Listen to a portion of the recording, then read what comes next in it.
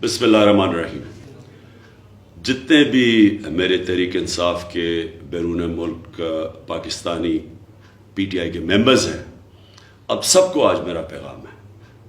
16 अक्टूबर इतवार के दिन बाई इलेक्शंस हो रहे हैं पाकिस्तान में, और ये बड़े अहम बाई इलेक्शन हैं, क्योंकि इन इलेक्शंस में फैसला होने लगा कि क्या पाकिस्तान हकीकी तौर पे एक आज़ाद मुल्क बन के रहेगा या ये बैरून मुल्क साजिश के तहत जिन जराइम पेशा लोगों को हमारे ऊपर मुसल्लत किया गया है, क्या इनकी गुलामी करेगा।